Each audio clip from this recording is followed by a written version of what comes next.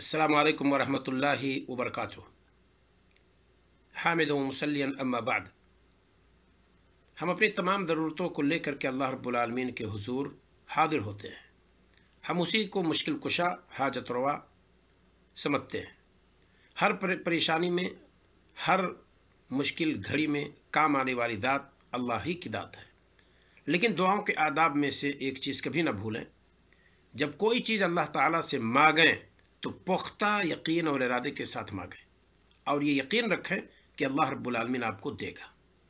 नबी करीम सल्लल्लाहु अलैहि वसल्लम फरमाते हैं, ला यकुलन्ना अहदुकुम अल्लाहुम्मा इग़फिरली इन शिता। तुम में से कोई दुआ करते वक्त ये ना कहे, ऐ अल्लाह अगर तू चाहे तो हमें माफ़ कर दे, बख्श दे। अल्लाहुम्मा रहमनी इन शिता, ऐ अल्लाह ताला अगर तू चाहे तो हम पर रहम कर दे।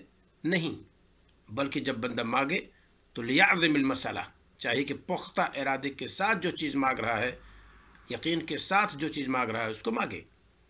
फ़इन्नहु ला मुस्तकरहुन लह, क्योंकि अल्लाह रब्बुल आलमीन को इस पर कोई मजबूर करने वाला नहीं है।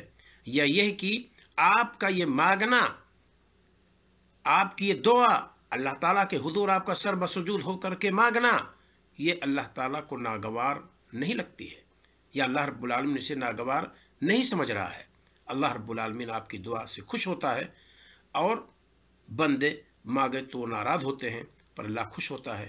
आप मांग कर तो ज़रा देखिए, लेकिन मांगिए तो यकीन के साथ मांगिए, अल्लाह रब्बुल आलमीन ज़रूर देगा। अस्सलामु अलैकुम वरहमतुल्लाहि वबरकातुहू।